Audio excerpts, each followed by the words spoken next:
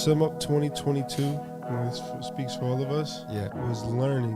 We learned a lot in 2022. So the plan for 2023 would be first quarter, Eli dropping his body. Eli. Main focus right now is just to get it jumping. Most likely be the talk of the town.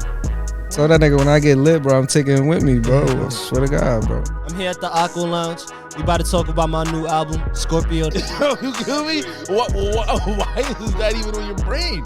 Why is that on your cranium? I personally think the nicest nigga to never get a ring is AI.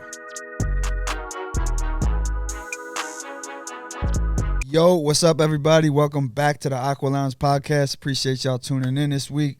We got special guests in the building. We got Drama Relax and Sag. Yes, sir. What's happening? Yo. Thank you for having us. What up? How you guys doing? Thank you, bro. What? Yeah, man. Pleasure, bro.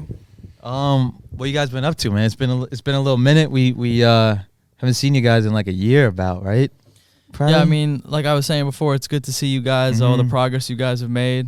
I'm sure a lot of artists that I've been pulling up are very appreciative. So it's good to see. I feel like I kind of saw this thing from the ground up, in a sense, you know. So it's really good to see you guys having a lot of success. So I'm happy for you guys. Thank you, man. Appreciate that. Thank you, bro. Appreciate that. So, Drama, I mean, you've been through a lot of shit. You know, you've been in this game, this music, you know, the music industry for a while. I mean, let's like take it back. What, you know, first of all, where are you from?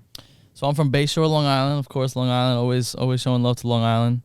Grew up in Bayshore my whole life. I take a lot of, I try to praise Long Island as much as I can because, you know, it's given me all my opportunities, and it's been a place where I felt like I never felt like a small fish in a big pond in Long Island. I always felt like there's always room for, you know, somebody to just pop off, and I still feel like that to this day. So, I have a lot of love for Long Island. So yeah, always repping Bayshore, Long Island. Hell yeah. We'll talk a little bit more too about like Long Island, because, you know, we've seen there's so much like talent on this shit. It's, you know, it's a crazy. lot of hidden talent. It's really what it all is so about here. You know, how did you get into music in the first place? What was like your starting point?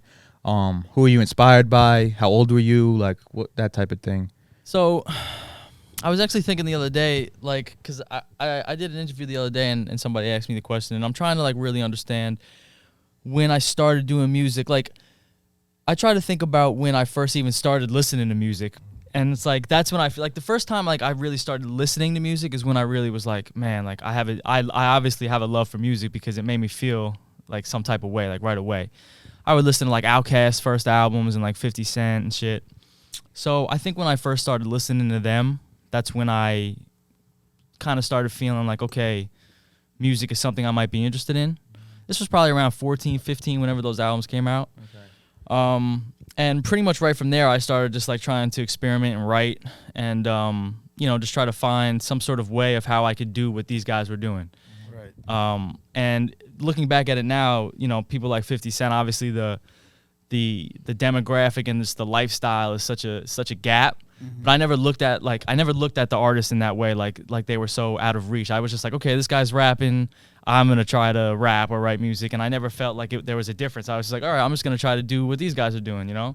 So yeah, from an early age, I was very motivated by music, and you know, really the ultimate start was my uncle is a producer, he's a beat maker, and he used to play his beats when he would come over at like family parties and stuff.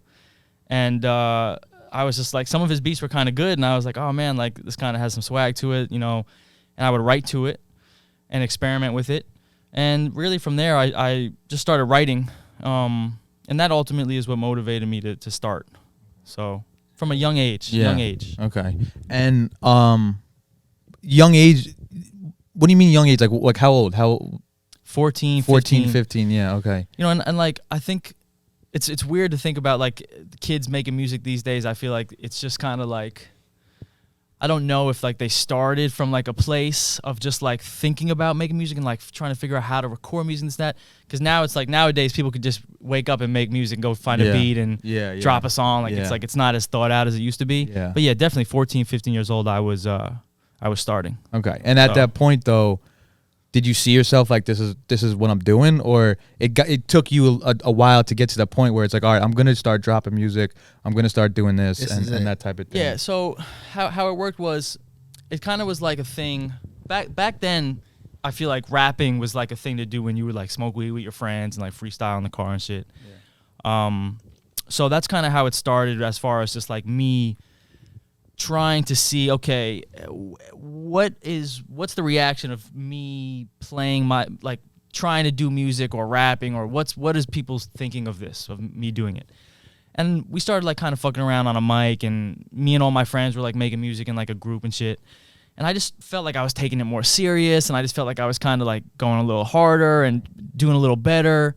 And that's what really made me say, you know what, fuck it, I'm just gonna try to take it serious, because these guys are like kind of doing it too, and I'm just like, you know, the highlight of everything we're doing. Yeah, you're like blowing them out of the water in a so way. it's like they weren't taking it serious, or like yeah. had any aspirations of being an artist. But that's when I started taking it serious, when I was like, okay, I'm outshining these people. Not that they were my competition, but I started seeing, okay, I'm liking what I'm making, and other people are noticing that I'm doing a little better. Okay.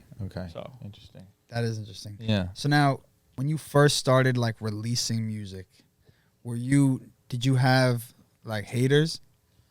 Oh, I had all the haters, man. Everybody was a hater. Okay, because I was gonna say, because like being, especially like, I don't know, like Long Island is kind of in the shadow of the city, so it's like someone starts rapping from here, it's like, what are you doing? Yeah, I had a lot of haters. I think it was more so people just thought it was just so ridiculous that I was trying to put out rap music. I don't think people were actually hating on the music. I think people were just hating on me. Okay. Yeah. Okay. Because, you know, it's like I was putting out, you know, I was like rapping, you know, I was like lyrically rapping. And it definitely wasn't like stupid, or like, you know, it was thought out lyrics. The beats were good. I still listen to the songs I made when I was 15 to this day. Really? And I'm like, cause I have a strong love for like lyrical rapping over old school beats. Like that's kind of what I grew up on, and I have a lot of appreciation for it. So when I hear myself doing it, I'm like, you know, I had that in me. Right. So I think people were more just hating on the fact that, you know, the whole stereotypical thing of like, you know, I come from a neighborhood and this and that, and he's just, you know, he's privileged, whatever the case may be. I don't know. Yeah. But it was kind of more of that until people started realizing, you know, like I'm really about it. And also I was just always a cool guy. Like I wasn't like, you know, doing some weird shit ever. Yeah. So but no, I had haters, and it was a big motivation for me, the haters. Okay.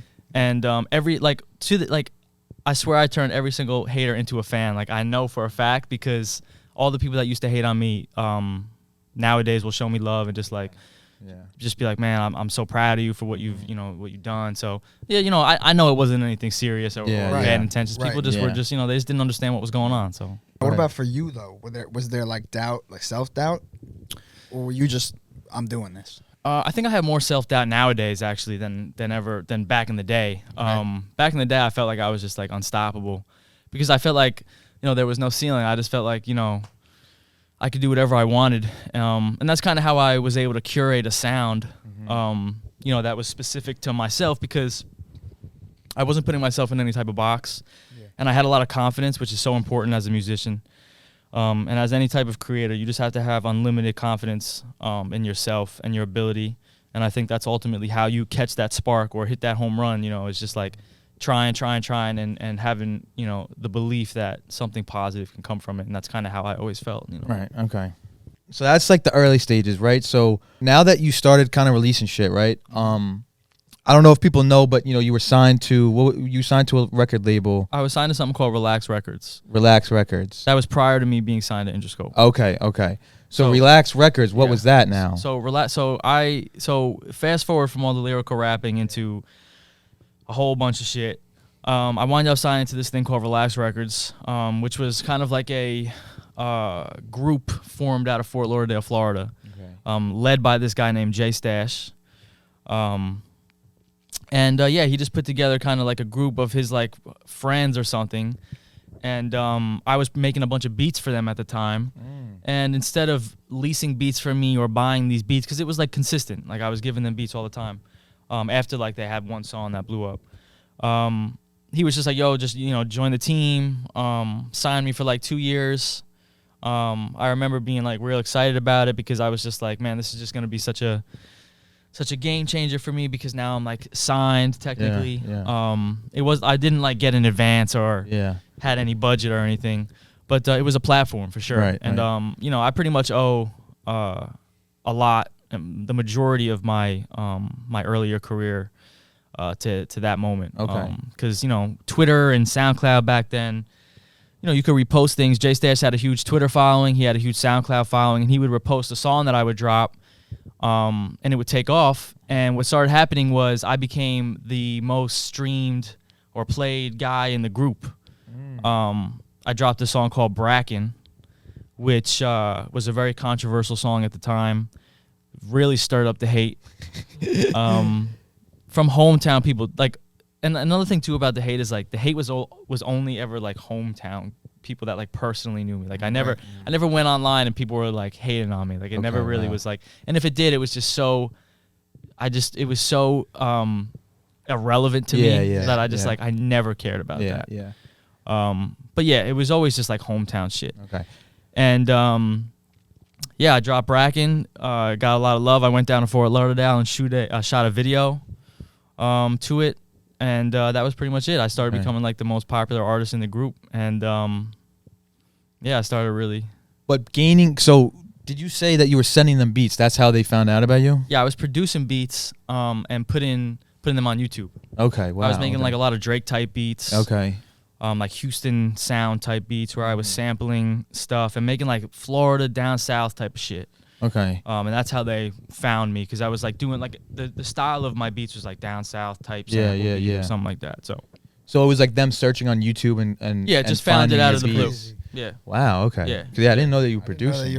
I was producing. That's the class in high school where I first started recording my music because I was first started recording my music in a studio in high school. Okay. My high school had a studio. Yeah.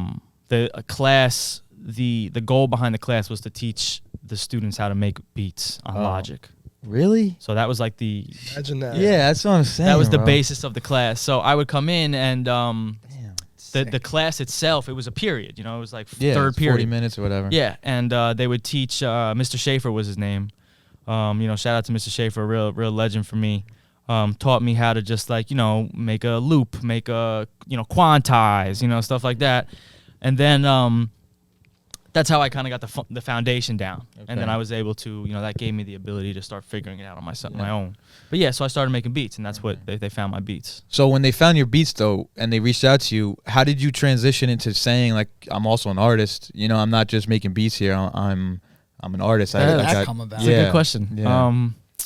I think. Well, this is what happened. So I think he knew I was putting out music because,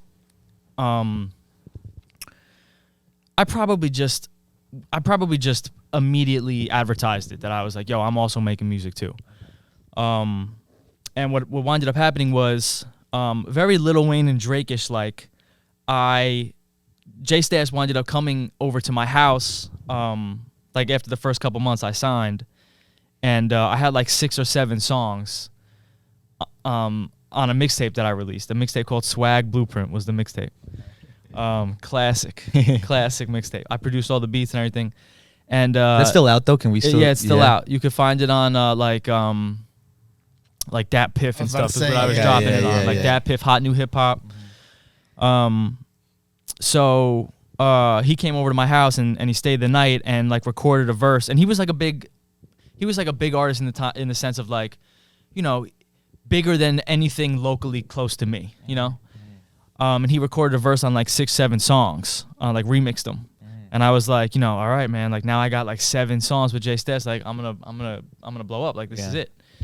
So he started to recognize that I was taking the music serious because I just always was that kid that just had like 30 songs ready to go, and they were all just like vibes. And you know, I was like engineering for him too, and I was just like kind of being like utilized for all situations, beats, features, engineering, you know, whatever they kind of needed me to do. And I think he in a way respected that I was just kind of like down to put in the groundwork and just you know, be a soldier at the time.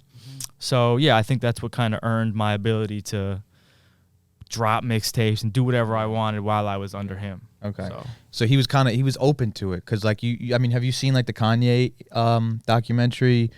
You know, he was but he was a producer, and you know, it was he had a hard time going into the artist part of things. So, and even like some of these other guys, like, I mean, you know, Pierre Bourne, he's a producer, he's also an artist. Like, they're not getting the recognition. Well, I think Kanye's a producer first, as close. He's as close as possible to being like, which one is he? I think he's a producer first. I think, right? Would you guys agree with that? Yeah. I think he's a producer first. He's without a doubt one of the top 3, I think, rappers. I would say top 3 rappers. I would put, you know, Drake, Lil Wayne, and Kanye will probably be my top 3. But he's a producer first. I'm an artist. I'm not a producer. Okay. So it was never a transition period or anything that I had to try to figure out. Like, I was always like, I'm an artist. I like making beats because I can't get any beats. And I also have a great ear. Okay. Right. And since I have a great ear, I can make a great beat because I know what I want. Yeah. I know what I want to hear. Okay. And I know what artists like. Simple, you know, that's kind of my whole theme was always simple, quick, easy, here you go. You know, that was always like my whole brand, was just to be simple. So no, but I never had a transitioning period or try to figure out, you know, what am I going to do? I just used the beats to my advantage to not have to worry about dealing with producers at the time to like get beats, because I didn't have any friends that were doing music. It was just me. So I was like, okay, well, I got to do everything. All right. Yeah, that's interesting. That is interesting. Yeah. So, about how long after that did Interscope come? I was about probably 4 or 5 years of just feeding off of that fan base that I got from J Stash. Right. SoundCloud fan base, Twitter fan base, couple moments here and there with music. Where was that fan base? Yeah, where? You know, the fan base was actually like, you know, the ironic part about the whole thing is that it was actually never a fan base that I think I set out to get. It was like more of like a drug, you know, Papa Zan, fucking, you know, that type of vibe. Okay. At that time, it was very, very, you know, Juice WRLD, you know, XXX, you know, that type of crowd at that time, you know, because I was kind of making similar music to that, you know, like I was kind of talking about doing lean, you know, drinking lean and all that type of stuff. So like that, it was like ultimately that fan base, which I don't think my music caters to anymore. But it was like down south, California. It definitely wasn't, it wasn't here yet. It wasn't like, you know, northeast yet. Like it wasn't this whole area. Okay. It was very, you know, Florida, Texas. The first show I ever did where I traveled, I did a show in El Paso, in like 2015. Just flew down there by myself. Very, very sketchy. El Paso's very, very sketchy. It's right on the border. Yeah. It's just like was just very scary. And I'm just by myself. And it was just like, you know, that was just what I was on. Just like, fuck it. I'm getting on the flight. I'm going. And I was just like a one-man band at the time, you know? And that's what I always say to people. It's just like, you know, you really want to do it and you want to like really be outside and make things happen for yourself. Like you got to be willing to just do the most by yourself first, because it's like you can't just expect people to jump on the bandwagon when they don't really know what your vision is or what your plan is. So I was just always doing shit by myself.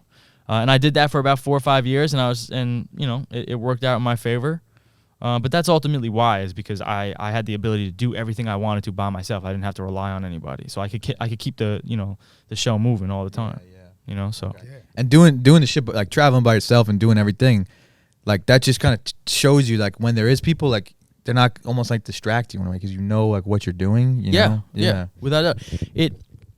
It became I valued as I progressed in my career, having people with me, having my friends with me, because I felt like the big bro enough to, when we were moving, I was used to it, you know, and it's like I was able to use it for what it was, because when you're doing things music related, when you're flying somewhere or you're doing a show, the people around you are there to help and to contribute in some sense. And you got to learn, just like if you were an employer of a company, you need to learn how to utilize the people around you to be the most beneficial and to, you know, use the resource. Everybody's got to be a resource. So I was able to know what I needed as I got older, The problem with that was a lot of people that were riding along with me weren't looked at as looking like they were supposed to be getting utilized. They were more like, we're having a good time, we're hanging out, which that's fine. And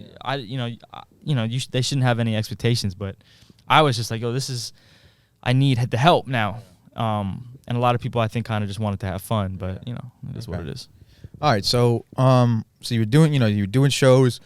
Now you said about 4 or 5 years it kind of took to get the attention of like Interscope, right? Yeah, so it took about 2 years to get attention of labels. Okay. I first met with the first label I ever met with was Republic. Okay. I had a manager in LA. His name was Jordan, and he had connections at Republic in the city. This guy Brian Bernstein was his name. He was an A&R at Republic. I guess they were like hometown friends. And they brought me to Republic. I walked in. They're playing my music. Young Nudie was actually right across from me. And I think maybe this is why I secretly like Young Nudie so much, because he was there and I thought he was Chief Keef because he looked just like Chief Keef. But it was Young Nudie. I was like, man, that's and I think I knew who he was at the time because he dropped this mixtape.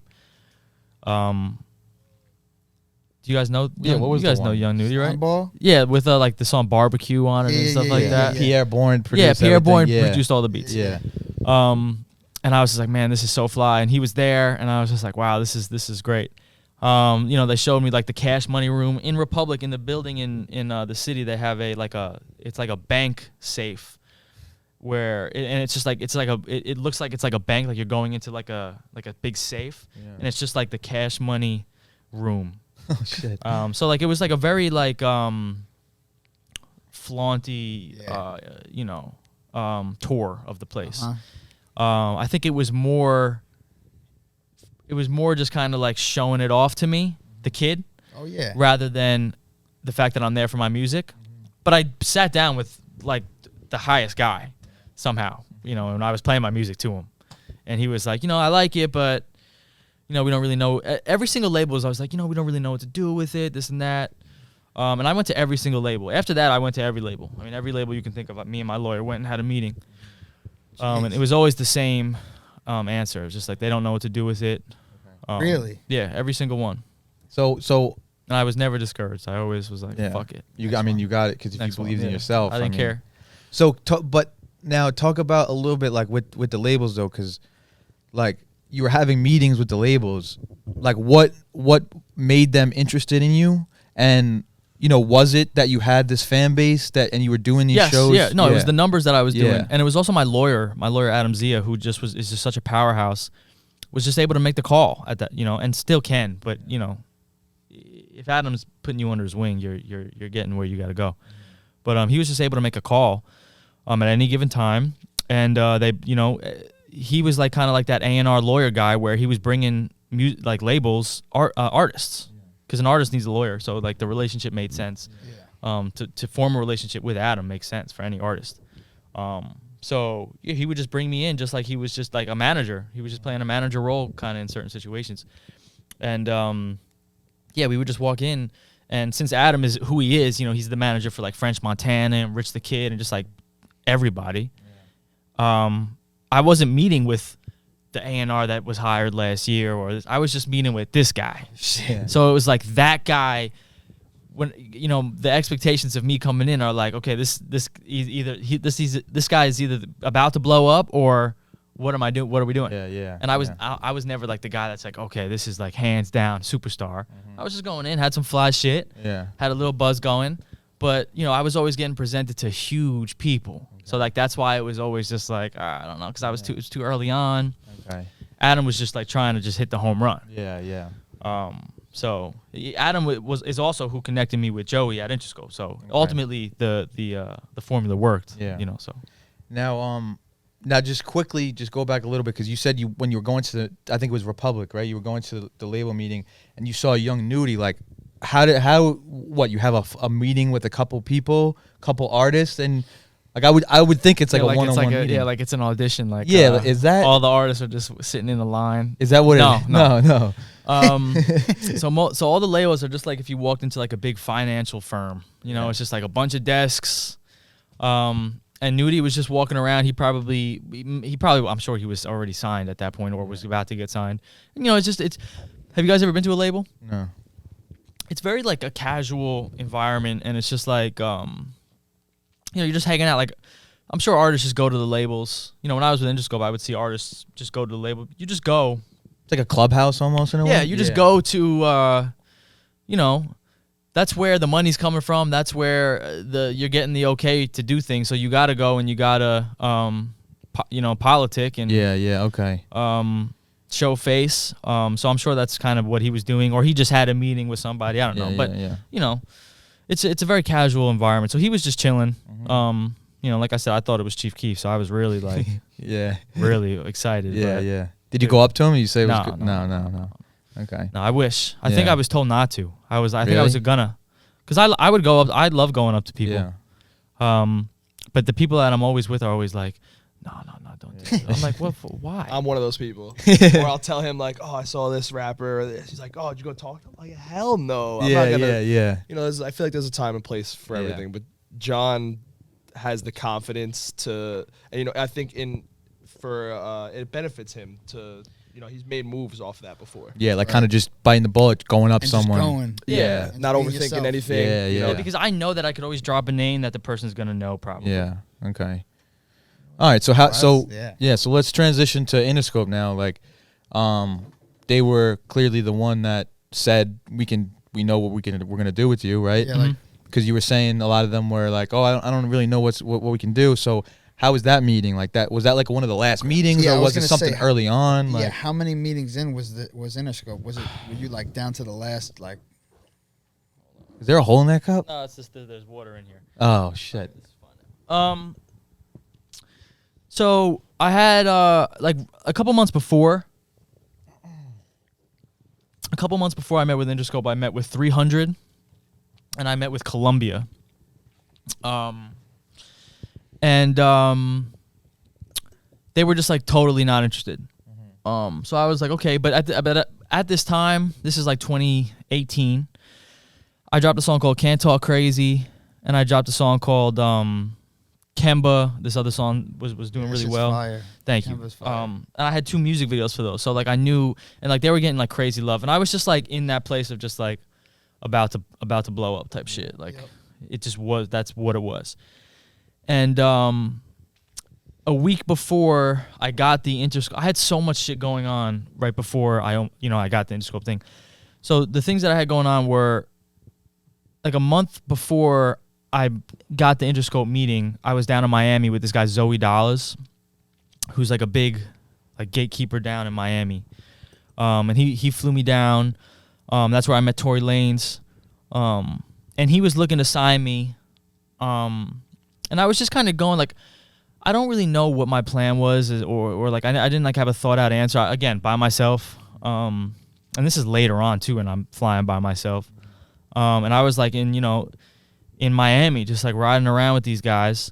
And that was a crazy time. And I was just like, okay, this guy's interested in me. And then that's when I started seeing like, okay, maybe I don't have to go to a label route. I could, try to see if I could pick an artist maybe that I really fuck with. And I love Zoe, and Zoe always showed me a lot of love, still shows me love. But I could pick an artist that like I want to, be under his wing. I also had this guy Preem from Drake's camp. Me and him were going back and forth about figuring something out. So I had things going on. So I was already like on a high, and I was already feeling like, okay, something's gonna happen here. Yeah. But I'm just somebody that prefers schedule and organization and professionalism. Not that they weren't professionalism, but just I just prefer feeling like real comfortable about what's going on. So I was in Boston one day, and I got a text from Adam, and he told me, he was like, yo, Joey wants to, this guy Joey from Interscope wants to meet you. When can you go? I'm like, whenever. And then the next weekend we flew out, me and my friend Mike. And pretty much right from the jump, it was just so big that I was just like, this is just obviously the goal. It was just like, it was the thing. It was just like, I'm flying out, I'm getting picked up from the airport in a car, I'm in the nicest hotel, everything's free. It was just like, it's a dream, right? It was just a dream. Like what you vision as like that dream thing. It's like, that's what it was. So ever since that meeting, I was like, okay, this is where we got to be. And also, you know, that's the first time I ever got offered real money. Yeah. So it was the most real situation I've ever had. And of course, the money, once you get offered the money, then it's like, you know, then it's like a real different ball game. Yeah. So yeah, you know, they from the jump that was the closest I ever got. So it's not like I had everybody bidding for me. It was just like Interscope took it way past anybody ever took it. And how old were you at this point? I was 23. 23. Okay. So now when you're getting everything for, like, this is what, the day before, like when you fly in, you're getting everything for free, all this, like, you just knew? Yeah, well, I got well, what was nice is when they booked my flight on the spot. It was like real quick, and they booked my manager at the time, this kid Mike. They booked his flight too, so they just booked both of our flights, and put us in like this hotel called the Viceroy. It's a hotel right on the beach in Santa Monica. It was just like crazy, and it just happened real quick, you know. And it was just like there wasn't like, you know, back and forth. It was just like something. It was just all happened real quick, and they just did it real professionally. And you know, I was going out. I was spending a lot of time in Newport Beach during that year, because I had my friend Nate lived in Newport Beach at that time, so we were going out to LA a bunch of times and driving down to Orange County, and just like living that beach boy life down there, and like doing like little shows. So I was, you know, I was spending a lot of time in California as it was, so going out there, it wasn't like special to go out there. So I was just like, okay, whatever. And then I went to the label itself and met Joey, who was a great guy. And I just, you know, saw how real it could be, and that was it. Now, you know? how many days did it take to like finalize? Yeah, it took like 3 months. Okay. It took like 3 months. I actually had to go back after the first meeting. I went back out there for like a test run in the studio. They booked a studio for me for like 2 weeks. That's sick. Yeah, like 2 weeks where I was doing like sessions from like 3 p.m. to 3 a.m. Wow. For like 10 days straight. And I didn't love that. Because I was never, and this was the first time I ever was like forced to make music in a studio. Okay. You know, like I was like, different. Wasn't even my thing. Like I didn't even make music in the studio at this time. Okay. And my first night there, the producer pulls up with like 10 people. And I'm just like, and I never even made music with more than one person. Shit. So this producer's name's Miles Williams, good guy, comes through with this other guy, this guy Flash, who's also a good guy. Shout out to him. And like, you know, 4 or 5 other people. Block Boy JB was there. Really? Because he was doing a session in the studio next to me, and they knew each other, the producer, so he was like in the room. So I was just like, what the fuck is going on? You know, and I'm playing my music, and you know, I was kind of like making like trappier songs then, so if it fit, like Block Boy JB was fucking with it. But yeah, it was just like it just went from me just sitting in my room to just like that. And it's just like, you know, I just thought it was so lit, man. So did you make some lit shit that first time, that first week that you were in the studio? Yeah, I made some okay stuff. Yeah. I thought it was okay. I mean, I was more just like shell shock. Yeah, I was just like getting champagne bottles and just like smoking cigarettes and just like reminiscing every day with me and my friends, because I had a lot of my friends flew out there to stay with me, and we were just like in the nicest studio ever. It was just like a mansion. That was the studio. And we were just like on a balcony, just like overlooking Santa Monica, and I was just like smoking so many cigarettes and just like just enjoying the I was just like chilling. But meanwhile, this was like literally my, you know, my tryout. Yeah. And Joey's texting me like a week into it. He's like, yo, listen, man, like you better fucking step it up. Yeah. Okay. Wow. And I was like, fuck. So why did he say that? What was the reason? Because I think that he just thought I was making too like generic music. Okay, like you were sending him the stuff you were making. Yeah, and it wasn't him. I was making like 4 songs a night, but it's just like I was just like making them on the fly, and like I was drunk. You could tell like maybe things were but not you. Yeah, but it's just like I don't think he was ever even going for me for that. Like I was still making songs that I was like making at the time at my room too, but like he was never going for that, because the last day I made like a real pop, like Justin Bieber type of like acoustic song. Yeah. And he like loved it, and like that's what saved me. The last like second I made this song, and as I'm leaving, Joey's assistant hits me and is like, Joey loves this song. Wow. Like, he's gonna meet with you in New York. And I was like, all right, here we go. All right, wow, here we go. wow. And then, then I was at the Drake concert that summer, and I got a text saying that he wants to make an offer. So that like 3-month period between like the first meeting and then the time that you actually signed, like, was there like anxiety building? Like, oh, like, I'm waiting for this because you're in that. Like, are they just stringing me along? Are they just fucking with me? Like, yeah, I mean, I was working for my dad at the time, so I just wanted to quit work. That was like my main goal. So that was like what I was focused on the most, was just like, I need to quit work. Yeah. But yeah, of course, there was a lot of anxiety, and I just had so much going on in my life at that time that it was just a mess. Yeah. And life really became messy for me, after that, because there was just so much going on. But yeah, once I finally got it, I enjoyed it for about a month, and then I moved out to LA, and then that was the start. Did you have to move to LA, or were they like, yo, you kind of got to move out here? They made it seem like it was the right move for me, which in hindsight it wasn't. Okay. it wasn't? No, it wasn't. Why? Because I had everything going here. Right. That's the thing. That's where I really fucked up, was that I had everything going here. Like my the fan base was base? here. My fan base was here. And something I want to give a lot of credit to is my brother. I have a younger brother who is a popular kid, and he just put on like all his friends. He's like 5 years younger than me, my brother. So at the time he was in high school, and he just put on like every high school onto me. And like when I was doing my shows, when I was doing my hometown shows, it was all those kids coming out. Okay, wow. So it's like that's what made shit look big, because my brother just put me on to so many people. It was like your promoter in a way. Yeah, like, he would just put me on to like That's everybody. dope. Yeah, that's super dope. That's what he did. Like people in your town, So did you like hear about That's him? how I probably heard about you. Yeah. because I kind of moved into other towns at this point. Yeah, so not that I grew up with John, but we probably lived like 10 minutes from each other. Yeah. Same age, we graduated the same year. We went to different high schools. Okay. And I remember I was probably 21, 22 at the time. So whenever Splashin', the song, dropped on SoundCloud, I was with Jetski, who we're both acquainted with. And Jetski, we were in Atlantic City, and Jetski was like, yo, remember John Samus? He's like, we used to play ball with him at the Y and stuff. So I didn't even know he made music. Yeah. But I you just knew of him. Yeah, I just knew him. He lived in Bayshore. I lived a town over.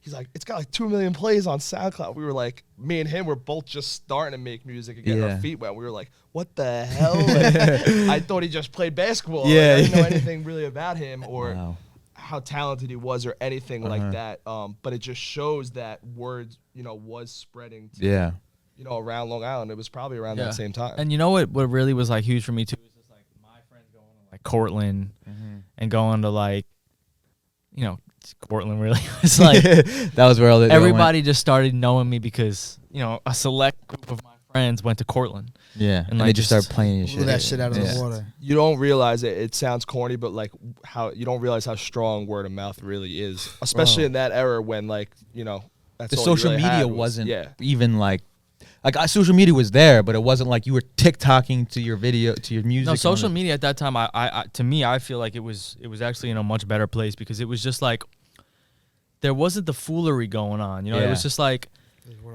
you just like saw what you fucking wanted to see, and you just saw. Can I hit that too? Yeah. And you just saw like I always felt like when I made a post back in the day that it was reaching my fans. Yeah. Nowadays, it's like I don't even know who's seeing it. I don't even know who is who. Yeah, I don't even know who my fan is. Yeah. And back then, I just felt like I had a much clearer understanding of like who I was targeting and who I was reaching. And now it's just all over the fucking place. Yeah, okay. So. All right, so so you moved to LA. That was kind of like talk about, like you said, it wasn't comfortable in a way for you, like creating music and like it just wasn't what I needed. Because a lot of people would say like, oh, I'm moving to LA. All right, I'm lit. Like I'm popping off now because I'm moving to LA. Like everything's gonna be dope. Everything's gonna be fine. Like I'm gonna be able to write the best shit. Like what, like. Because it just goes back to the fact that I'm a homegrown kid, and I I never ran from my town, or like, you know, I never felt outcasted, or, you know, I was happy where I was at, and I was the man where I was at. And just simply because my people started to like my music. I wasn't like doing anything extra, or just people just started to like my music I was making at the time. Genuine. Yeah, it was genuine. It was real organic. And just people just, and at the same time, people started recognizing that I'm a good guy, and I'm not, you know, I'm not this maybe perception that people had. So people started liking my music, and then they would meet me or see me out and this and that, and have a conversation, and like people started to like me and just realize, okay, wait a minute, you know, we don't hate this guy, because it was always just you were hating me, you weren't hating the songs.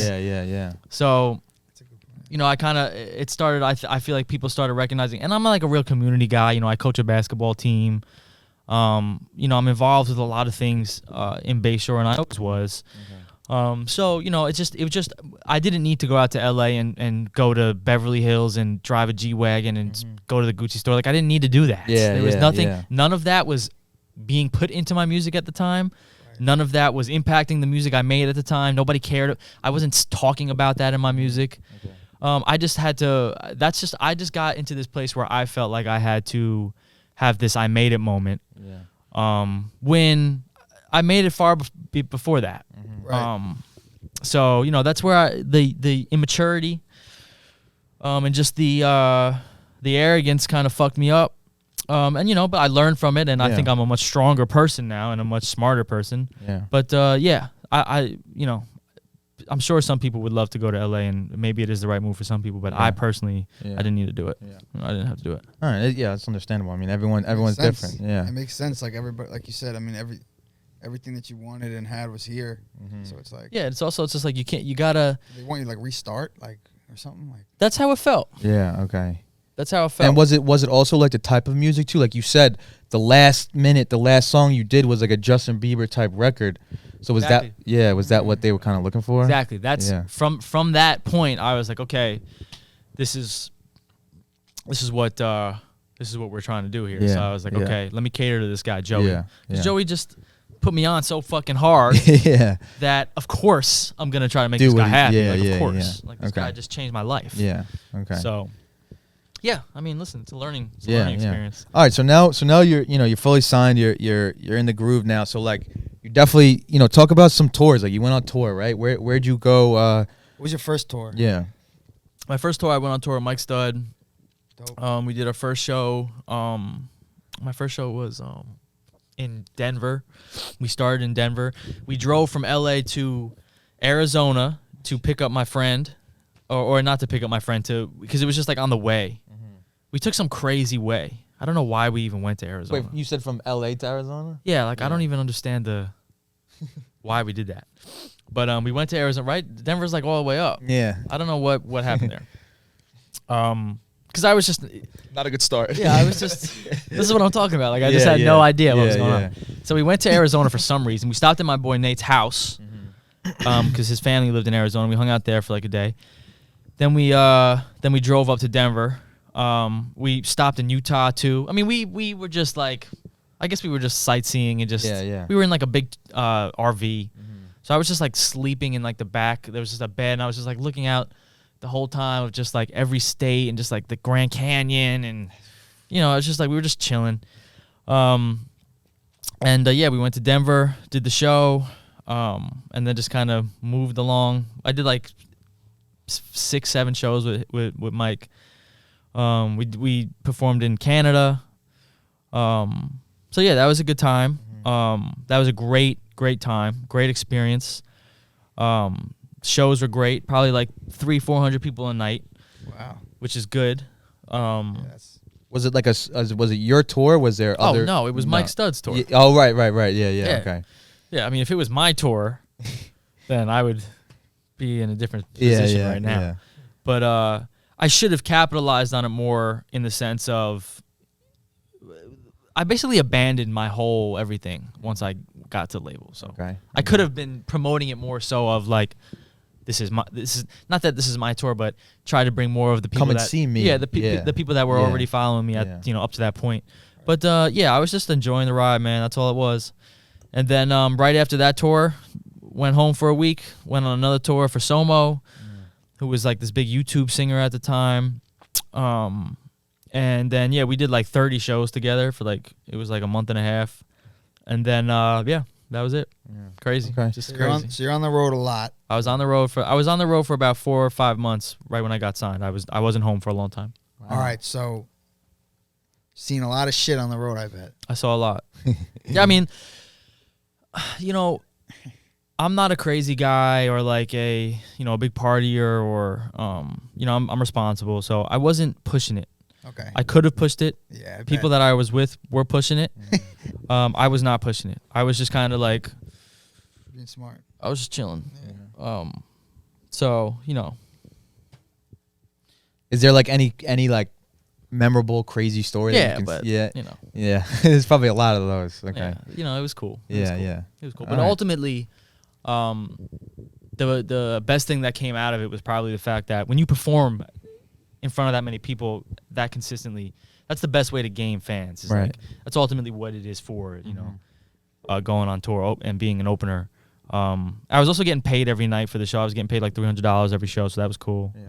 Not that it was a lot, but it was just like, this is cool. I'm getting paid to perform, Yeah. Consistently. And I was just gaining a lot of fans. Not the fan base that I was going for, but, it was cool. Yeah. So a lot of cities, like, so can you remember like your favorite city? Like, was there a favorite city that stood out? And I you were liked Montana a lot. Montana. Really? Okay. Montana was a vibe. I liked Denver's great. Montana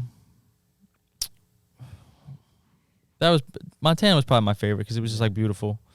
I was supposed to do a show in San Diego, which is where I really want to go, but as we were about to leave, because we did a show at the Roxy in LA, and then as we were about to leave the night before, they were like, "Yo, we're gonna actually shoot a music video tomorrow for this song Sprung that I dropped." So I was like, "Oh, I can't go." I That video canceled was crazy. show. I Yeah, that was remember a it. crazy. Yeah, That was a yeah. crazy video. But fucking I nice. couldn't go to the San Diego show, which was just really where I wanted to go. Yeah. Because I had to shoot the fucking music video. Yeah. But Was there when you were doing tour? You didn't come to New York, did you? Yep. You did. Yep. Okay. I performed at I don't know what it was called. In the city? Yeah, in the city. In the Yeah, city, It's wow. a big place. Yeah, a Okay. cool place. I just don't remember what it was called. Yeah, yeah. But yeah, I did it. Yeah, I had my whole family there. Okay, that's awesome. That's Yeah, it was great. It was great. Okay. So I kind of want to. I have a question about like when you signed to the label, like, because at heart you started making beats. You know what I mean, producing. Mhm. So like, what was the process of the beats picking and like shit like that? Were they picking all your beats, or did you have any? Good question. Good question. Yeah. So. Yeah, I mean that's. So. How it's first started was I was getting beats off of BeatStar, because I was like trying to find pop beats at this point. Like I was like, my guys. I didn't even know Saj at this point. And my other guy that sends me beats a lot, this kid Timmy, I didn't even really know him at this point. I just kind of met him. Like Metro is another guy. Shout out to all those guys. He was sending me beats. He made the Kemba beat, but like nobody was like really like on the grind making beats like that, sending me beats like constantly. So I didn't really have. I had this kid Brian Wolf, who was sending me like beats like real my style beats, but they just weren't interested in that. So I couldn't even use them. So I was just like going on BeatStar. Yeah, it sucked. So I was going on BeatStar and just like getting pop beats and then sending Joey, because this was before I signed. Like a lot of songs I made that dropped came before Joey signed me, and so Joey would just like send me $500 to just like buy the exclusive, and he would just do that all the time, and then he was just like sending me money kind of before I signed with him. Yeah, because I didn't have like any money at the time. Okay. And then once I got signed, we would just do studio sessions, and producers would show up and play me beats.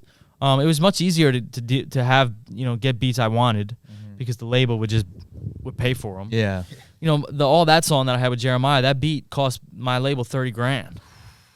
For that beat, dude. And what year? This was what? 2000. This was 2019. 2019. You don't hear. I mean, Yeah. I don't know. I guess I'm sure it's they're going getting on. more than that. Yeah. More than that. That was made by Russian. That was made by this Okay, guy. yeah. Russian. Oh, shit. Yeah. He made that? Yeah, he made that beat. Damn, Yeah, this was before I think That's he why really it's popped 30K. off. Yeah, he remade the beat. I actually recorded that song at my house before I got signed, and Joey took my vocals, had Russian remake the beat. I didn't even make it on that beat, and then just sent me the song out of nowhere with Jeremiah on it one day. And you know, I didn't even know the producer. I was like, okay, the beat was great, but I didn't know the producer. And then later on, I found out it was like $30,000 for the beat. We paid like Jeremiah like $50,000 for the feature, for the feature in the music video. So like that song cost me $80,000. Holy shit! You know, so you know you can't keep up with that unless you're bringing in that at least. So it's like I was not bringing in $80,000, and it's like again, Joey, top-notch guy, biggest guy. You don't get higher than Joey. I'm not dealing with an A&R. I'm dealing with the you know the executive president of the company. Yeah. So when you're playing with Joey, it's like that's where you're at. That's the level you're at. And if you're not if we're dropping 80K and you're not making 80K, then it's like, okay, well, where are we going then? And that's kind of what happened. I never asked to be like, okay, let's go drop $80,000 to fucking do something. Like you fucking they can't talk crazy. You probably say no. They can't. At least they can't talk crazy. Be for $20 and shot a music video for free. So it's like, you know, and that song was like my most successful song. Yeah. So that's like interesting though, because like you said, you didn't ask for that. No. But it's like, if I don't know, I feel like if you were able, if they gave you the control to be able, like, let me go find the beat, you could find something way cheaper than that. Yeah, but it's not about them giving you the control. You already have it. Yeah. You already have it in the sense of you have it at a point. Like when you have it is when you're sitting there having the meeting. You have it. You got to say, listen, this is where I want to go. This is what I want to do. You don't agree with it, then this isn't going to work out. That's the time to voice it. Now you could say, okay, well, I'm getting offered a couple $100,000. Fuck my vision. Let me just try to do what, you know, be a yes man and do what they want. Until that works, and then you utilize the leverage, which I think is what The Weeknd did. If you look at The Weeknd, he's somebody who, you know, I don't know if you're familiar with The Weeknd's music, like early on, but he was making different music. Now he's a pop star. Yeah. But really what happened ultimately was like, you know, he played the game, became a pop star, and now he can do whatever the fuck he wants to do. Like that's ultimately what happens. Like you got to play the game, kind of. I was a little hesitant to play the game. I was a little resilient. But when you have that initial meeting, that's the time to really voice what you want. Yeah. Okay. So that's an important thing for people that are in that position. You know, prepare yourself to just say what you want to do. Yeah. Or else you're not going to get taken advantage of because they didn't know what you wanted to do anyway. You just came in and said, okay, let's do it. Yeah, you know. So that's how I look at it. Yeah, because you see some people like they go crazy with these labels. They're like, oh, I got screwed. I'm all this shit. It's like, so for you, like the initial contract, let's say. Was there a back and forth like, all right, you know what? No. We need to switch this a little bit. We need to switch that a little bit. You know, anything that was getting switched was not me saying we got to switch that. It was just my lawyer saying we want to get you a little more percentage here. We want to get you a little less involved in this, and that's all. I was just like, okay, here's the money. The so money. you weren't looking really at all. Looking back though, do you wish you were? No. Okay. I don't care. Yeah, there wasn't. I just wish that I wish I went into the meeting saying, you know, I want to keep the ride going on, you know, of what I'm doing now instead of making this restart, like you said. That's the appropriate word, and that's kind of how it felt. So I'm just so surprised. Like it just doesn't make any sense to me. Like why they would, you know what I mean? Like what's the logic behind taking someone out of their habitat, putting them somewhere else, and then making them do something for a high at a high caliber, it doesn't make sense. I think it's because Joey's had a lot of success with a lot of artists, and when you have a lot of success developing artists, you believe that your opinion and your thought is this is going to work because it's worked over here, so it's going to work here. Right. And you know how it's like they can invest a lot of money into an artist, hundreds of thousands of dollars, and if they could do that to 5 artists, and all of those artists could flop, and this is literally what happened. And then the next, you know, couple months while I was into Interscope, you know, they got the baby came along. Okay. So it's like now they made all their money back, so it doesn't matter. They could just could the money that they spent, they gave you. It's literally pennies because they just made 100%. 100%. Okay. 100%. And when the baby Billie Eilish just came. Really? Yeah, they had like the baby and Billie Eilish like hit like right at like a couple months after I got signed. Wow. And they both signed Interscope, and like they're making millions of dollars. Yeah, I mean, look at him now. Yeah, so, that's why. It doesn't matter. Yeah, okay. That's crazy, man. That is crazy, man. I mean, because a lot of people don't get the, I mean, just on Long Island, right? Like, a lot of people don't even see that side of things. And, like, Well, because you can't unless you get there. I mean, Right. it's not something to, you can't practice it, really. Yeah. It's once you get there, you're there. And then you got to be careful. You might only get one shot at it. Yeah, that's the thing. You compare it to a deer. I heard somebody comparing it to a deer. Hunting a deer. Okay. No, not hunting a deer. Not just, hunting a deer? just a deer in general. Oh, I love to hear this one. When you're a deer, right? Yeah. I'm winging this. Who said this? Who said this? Yeah. I heard on Joe Rogan. Okay. When you're a deer, deers grow up to be like huge, and like the big antlers. Like when you see like an older deer, like they're big and they got the big antlers and like they look real legit. But the only way the deer gets there is just like they literally just made every single right move and didn't get killed and didn't get fucking disease and this and that. So you look at it and it's like you can't plan it. It's like you just have to you just got every single thing's got to go right. I think to be, and you can't, certain things like I look back at it and be like, of course I should have done that. Yeah. But now, and everything's 2020 when you look at it in a hindsight view. So it's like,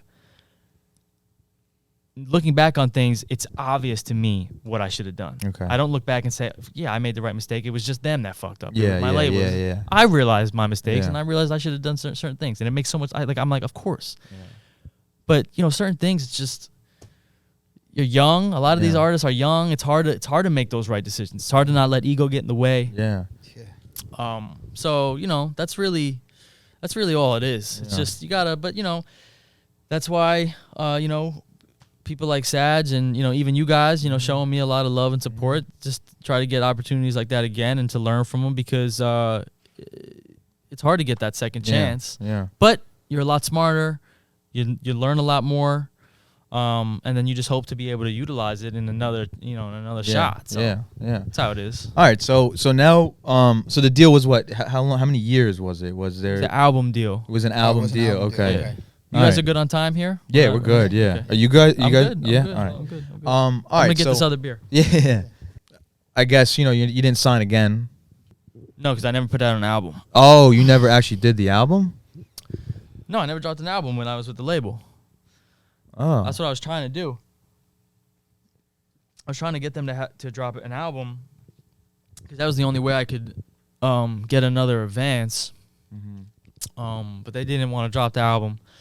I was still the label. It was quick. I was with them. It was quick. It was like I got dropped in like July of 2020, and I signed in like December of 2019. So it was quick. And it was during that COVID time, so like during. Yeah. Oh That must shit. have been so like what? Yeah, I think that. I don't know what happened. I don't know why they dropped me. Yeah. I really don't.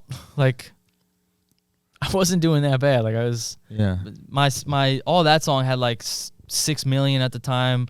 The song with Tory Lanez had a couple million. I was about to go on tour again. Before COVID, they were gonna put me on another tour. I think with somebody popping, like a rapper. Yeah. Okay. Like something fresh. Yeah. Like Black Bear or something. Really? Oh, Okay. shit, Wow. okay. Which he was probably doing like 1,000, like Yeah. a lot of people at that time. And they just had Black Bear too at the time he was popping off. So yeah, I was about to go on another tour, and then they dropped me. So yeah, that was no good. Yeah. So, what? I mean, that obviously hurt. Yeah, it was. You It know, hurt. It hurt. But like, it was like, it was good because there was nothing going on anymore. So it was like, since they dropped me, I was able to get back to doing whatever I wanted, or just like doing anything. Yeah. But yeah, it was just like, what the fuck happened? Yeah. Because it just went. I was just like signed, going crazy. Now I'm dropped. Yeah. Yeah.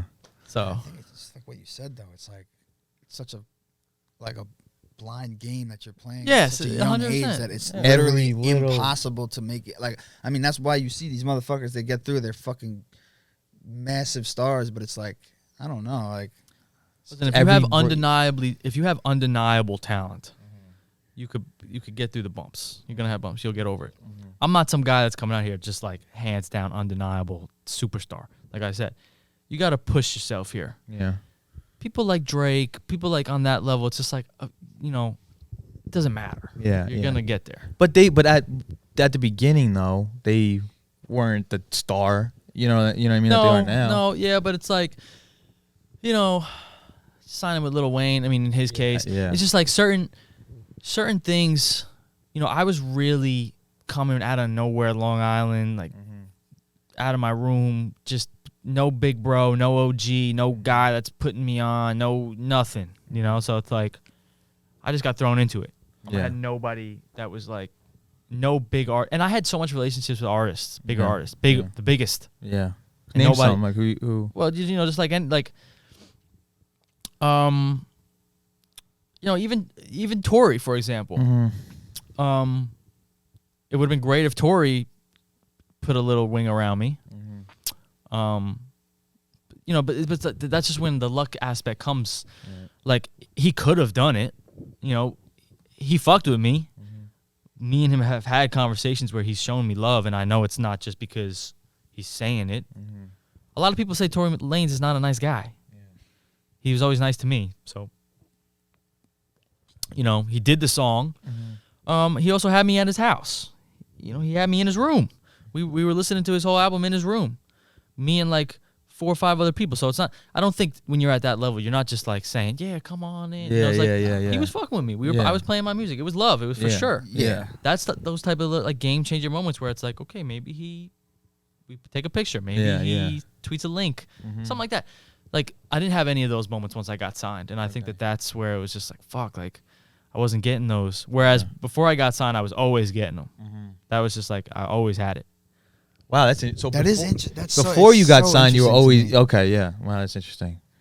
So yeah, before I got signed, I had all those like good luck moments. Yeah. Okay, yeah. Okay, so this is something now. So, and then after me. Yeah. Yeah. So one thing I heard, you know, Russ, obviously, the artist Russ, he's always, you know, giving game about, you know, the independence and, you know, stuff like this. So just one quick thing that he said that I caught on to that I you know, sometimes I tell other artists too is like, he was saying something about, you know, the label, you know, they have the money, they have the connections, and it's like if you've been in the game for a while and you know you have your connections, you know, managers, you know these certain people, like don't go to the label, go to a bank and get a loan, because you paying back the label is probably a lot more than paying back the bank. Is that true? Is that something? Can you speak on that at all? Well, how much money of a loan is he talking about? So I think he was saying you can't go to the bank and get $100,000 loan. Yeah, well, I mean, yeah, you can. I'm sure some people can. Yeah, not me at the time. I mean, yeah. People our age, I don't know. At 22, I don't know if you. But if you have someone that, I don't know. I guess it's just like everyone.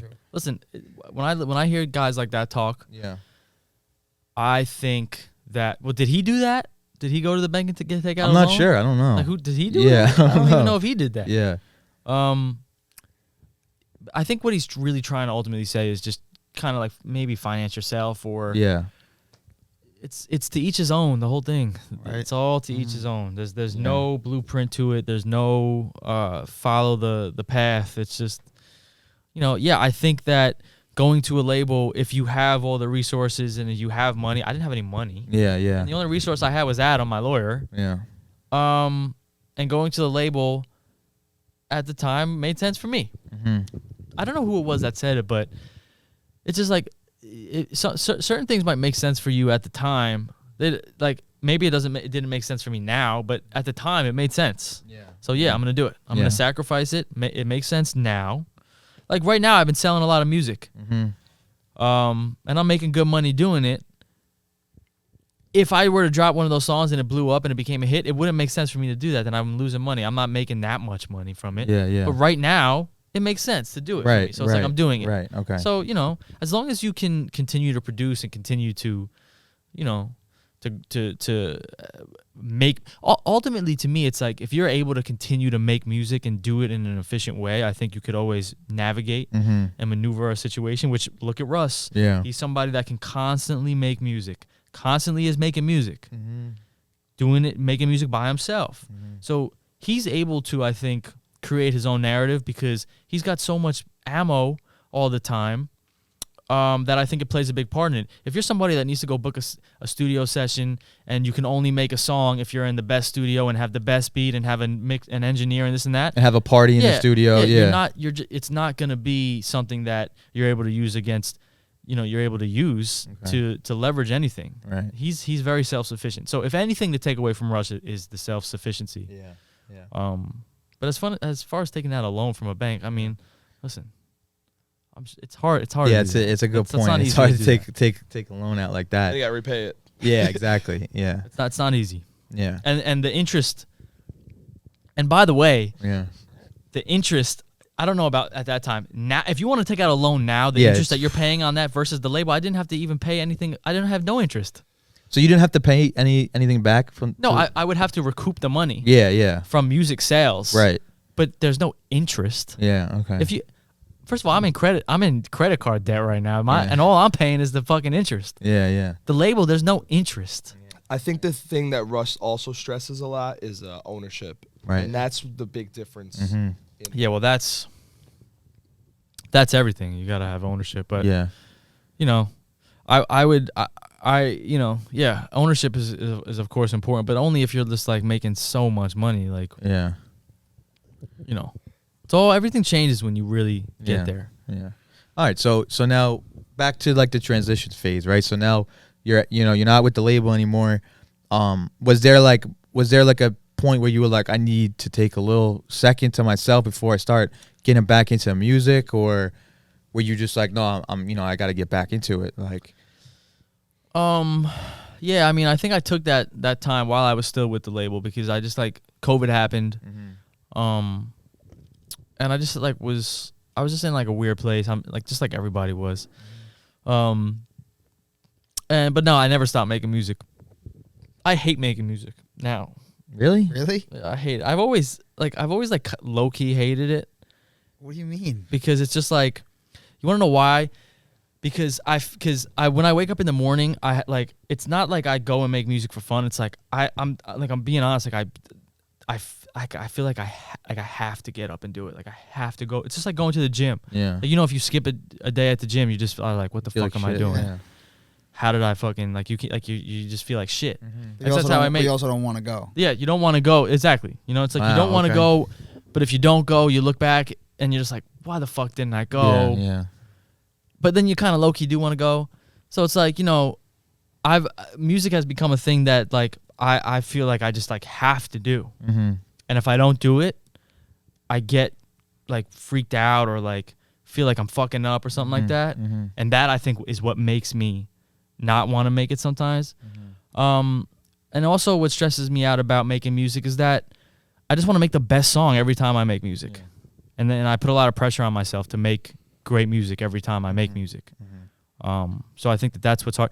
Listen, I don't hate making music. I love making music, but I hate the stress that I put on myself to make the best music I can make every single time I'm making music. It's I'm never doing it just for fun. I'd argue it though that that's probably why a lot of your shit is fire. Yeah, I appreciate it, and I would agree. Like I really try to make it so that I'm making a good song when I make music. And if I feel like that's not what's gonna happen, then it's not happening to me. I'm not making music. Yeah. Okay. I'd rather not make anything. Thank you. Right. I'd rather not make anything than just try to wing it, because I've been doing it for too long. I don't want to wing it. Yeah. I want to like be like, okay, I fuck with this beat. I got a melody. I know this is gonna be hard. Let's do it. Yeah. So. Yeah, man. Go ahead. ahead. Yeah. So I want to talk a little bit about, you had a monster feature, Drake. Yeah. Well, I wouldn't say it was a feature, but. What do you mean? It was a situation. Okay. You want to talk about it a little bit? Yeah. So it wasn't a feature. Okay. Although. Boy, do I wish it was a feature. So I talked about this the other day, but basically, the best way to sum it up was I sent Drake's team music, and just out of I just took a shot in the dark. Really. Was this when you were on the label? No, this was way after. before. Oh, before. Way before. Okay. Way okay. before. This is like 2016. I sent Drake a song called 100X that I made, along with like 5-6 other songs. I wasn't like, I'm gonna get Drake. I want Drake to be on 100X, and his team responded, and there was definitely a discussion of it coming out, and there was a brief time where they were trying to figure it out. Yeah. I heard through the grapevine that they felt like I was a sketchy or something, because when they called me, I just didn't have the answers. Yeah. Because I just didn't know what to say, and they were like, I kept saying like, because they were like asking me for the beat, and I was like, can you just fill me in on what was kind of going on? Yeah. It was just a lot of miscommunication. Yeah. But I just didn't know what was going on. So not that nobody was doing anything wrong. I just didn't know what was going on, and I was talking to some people. I had relationships with some people in Drake's camp at that time. That were kind of just like letting me know, like, the boys fucking with this and that, and we were playing your music in the studio, and obviously to me that was like a dream at that point. I mean, this is 3 years before, 3 years before I even got signed to Interscope. So I was like, I was it was crazy to me, and so I heard that he did some stuff on 2 songs, that one and another song, and I also and I believe Travis Scott was interested in it at the time as well.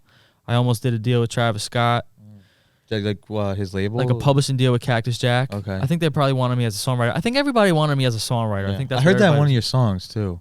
Yeah, You I sang- said I talked about it Yeah. in my last album. Took it personal. I talked about Yeah. it. Flowers. It's great one. I like that one. That's on one of your pieces. You produce it? Yeah, he produced the second half of it. Yeah. Okay. Fire. So yeah, it kind of just like went away after that, but I always knew about it. Yeah. And then in 2019, after I got signed, the song, like a snippet leaked or something of him rapping the hook, my same hook. Same flow, same hook. And I heard it just like when anybody else heard it. Just the snippet just leaked, just like on like SoundCloud or something. Yeah, yeah. And people started hitting me about it. And it started like kind of circulating. And I DM'd Drake, and I was like, I just want to let you know that I had nothing to do with it being leaked because I didn't even have it. And B, I just want to let you know that this is an incredible thing for me to experience, the fact that you're on my song, and this is like the best day of my life, basically. Yeah. And me and him had a conversation. He was like, listen, you seem like a good guy. I was trying to remix the song, and of course I was like, I hope that that's what we can bring to fruition. Right. And then again, it kind of went away after that, and the full song winded up leaking. It has Price and Tiller on it. Drake told me he was trying to, listen, to be honest, I was never going to be a part of the song, but that's completely fine. Yeah. I think my version of my song inspired Drake to make his version of his song, and I think that's completely, that's it. Yeah. And I think that's how a lot of people make music, and I think, that's a very common situation. So, I was just thrilled to even be speaking to the guy, Right. just like anybody else would. That's dope that he like responded to you. Yeah, and he was very nice to me, and he was very his communication with me was very open, and he was very expressive about his idea of the song. And I just wasn't even trying to hear it. I was just like, bro, I don't even please, like, let's figure out what can we do to get this out. Like, you sound great on it. Like, you're an idol of mine. Got a dope feature on it. Yeah. I don't care. I didn't care about being on the song or not. Like, I was just like, yo, like, this is fucking awesome. Yeah. And then it just didn't happen. And I think what created kind of an issue with it was that my version of the song was out. my version, so the song 100X, I dropped the song. Even when I sent it to him, it was out. Oh, okay. Had that song never been dropped, could have been. But this is what I'm talking about, the deer. Yeah. Every little thing has to go. If that song never dropped, and I just sent it to him as a reference, that song would have came out for sure. Yeah. For sure. It just would have. And it wouldn't have been small. And it would have been huge. Yeah. And my life would be in a whole other world. Yeah. Okay. But yeah, I mean, that's what happened. You know, and it's like, This fuck, but, you know, I didn't know. Yeah, Obviously, I don't know that Drake's going to fucking do the song. Yeah. It's like a lottery. It's like playing the lottery. Yeah, that's what it is. So, so, you know, that was pretty much it with it. But that's fucking interesting. Yeah, it was a crazy experience, and like even to this day, sometimes I have to just like sit down and just be like, yo, you know, Drake, the biggest artist of all time, pretty much, you know, rapped my vocals and my lyrics and made it, you know, redid my hook, and it's like, you know, that's the hook, which is like the core of the song. Bro. You know, so it's like they were like in their mind, I think they were like, yo, you know, when Drake's getting in the studio, he's trying to make a hit. So it's like to even think that that's the direction of where they might have been going, you know, it's a huge honor. So yeah. Hell yeah, man. Hell yeah, bro. It's fucking awesome. Back to the independent thing though. Like, how are you moving forward? Like, what's your I know you said you're writing songs for people, you're selling songs. So these days, you know, I'm just hanging out with this guy, and we're just gonna be talking about what to do for the next 20 years, I think, and just not drop a single song. We're trying to put together a little plan right now. He still makes a ton of music. Always, you got to always make a lot of music. And just to attest to what he said before, how he's always trying to make the best song, and if his goal is to make the best song every time, you know, he might have to stop halfway through or something like that. I won't hear half the songs he's making, but he's had a ton of great music we've been making the past couple of years. A lot of it's for songwriting purposes for other artists that, you know, we believe in and have a lot of potential. So we're still getting, you know, our feet dirty in that sense. Okay. But for the next couple of months, we're putting together a plan right now to drop music, to come on to do a couple things like this, to talk about, you know, what we have going on. Right. We're going to book a show we have coming up.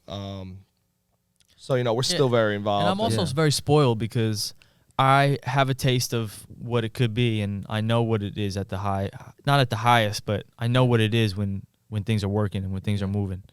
And I'm very, I'm very familiar with that position, and that's the position I've been in the majority of my musical career. Right. So, you know, to be in a position of like trying to get back to that place is a little, you know, it's a little unknown for me. But I still have a great fan base. I still, you know, my numbers on my music still are you know, do well, and people still show me a lot of love, and I never lost the support. But you know, it just feels a little different now. You know, the game is different. The music industry, the rap game is very different. Just the people are different. And just, you know, I think that the culture is just different, you know, so I got to adapt just like everybody else. But at the same time, I'm not gonna be somebody that does certain things that I don't really like or I don't really fuck with, just to try to get a leg up on something. You know, I'm not like that, and I've never been like that. So I want to move how I want to move, and I want to do what I want to do, and do things that are credible and just like things that, you know, I believe in. So that might be what's kind of slowing me down in certain areas, but I rather that than to try to fabricate something or to you know, chase some sort of thing that I don't really think is me. Okay. So, are you tapped in with like the Long Island scene right now with like musicians and artists? Who are we talking about? I mean, there's a lot of guys out here, you know, like, and I think one thing, you know, I think you said it before too, is just that like Long Island, like, you know, it's been kind of like overlooked in a way, like by the industry in a way, but like you're kind of like an example of like, I mean, you can still do it. You know what I mean? You can still get on the map, and you can still. The problem with Long Island is, and I'm noticing this more and more, is that everybody that gets attention doesn't talk about Long Island or doesn't mention Long Island, or people even badmouth Long Island. Yeah.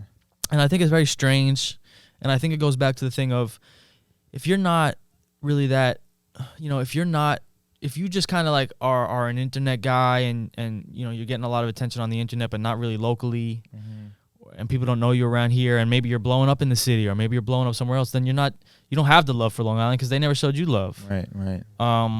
So I understand it. Yeah. And listen, fine. It's again, to each his own. If Long Island never showed you love, then there's no reason for you to really show it love. But for me, it was really like the reason for everything. But I think Long Island has a lot of talent. I think Long Island is a beautiful place. It's a unique place. I think it's a melting pot of music. I'm sure you guys see it's Definitely. there's so many different genres of music being made in Long Island. I mean, it's every one. Yep. I've met a lot of artists over my years here that make a whole bunch of different music, and more I see people being different. I just think that the issue is that there's nobody that ever really popped off and gave gave Long Island light. To where it's like, if you're in Atlanta or if you're in Memphis, there's guys that you could reach once you hit a certain level, and once you get into that crew, you can get put on. But there's talent and there's also tons of opportunity. I mean, you guys with your studio and your podcast, and I was saying this the other day, it's like when I was coming up, there was no way for me to just do an interview. And now an artist can come into your studio, record a song, do an interview, get a photo shoot. I mean, these were not even things that were like, I didn't even know how to do any of those things when I started. Yeah. Now people today starting making music can get all three of those things done in one night. Yeah. So it's like, guys like you, the podcast guys, studio owners, I think are what's paving it forward and giving these artists the opportunities. And to be honest, I think you guys are making these artists have it a little too easy. A little too easy. Okay. A little too easy. But listen, it's great. It's a good thing. Yeah. But back in the day, for me, if I got an interview, it means you're doing well. Yeah. So I think artists need to appreciate people like you guys and people that are just giving them platforms. I think that's why Long Island is so important, because there's platforms are starting to grow. Yeah. As well as artists. So, we'll see. Yeah. We'll see. I mean, cause like, I don't know. Have you ever thought of like maybe like becoming like a manager or something, or Yeah, I don't know about a manager. I think that I could have a label. Yeah. I think I could run a label. I think I'm business enough to figure that out, along with him too.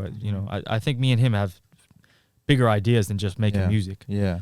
I mean, you guys seem like you're very locked in, and like you have like a vision, like you want to just really. Yeah, and I think that when me and him have conversations about things, it's a lot more mature, and it's just a lot more. I think we're more focused on longevity than anything else, and that's usually the conversations I try to have with people. Is just like, let's have a longevity type of conversation, and I'm not too interested in, the here and now and the trend now and this and that, because you don't know. You just don't know. Like, even when you go back to these labels, it's like the label, these people don't know, and these are the biggest people. These are nobody knows. I've had so many encounters with artists that winded up blowing up that I didn't care about at the time, and they just Coi Leray, Young Bands, Lil Skies. These are all people I had relationships with that became superstars. I didn't know. So it's like you never know. But if you look at it from a longevity a longevity view, and you just kind of try to keep it in a business mindset, I think that's where the most opportunity comes from. I mean, look at you guys. You guys aren't just thinking studio.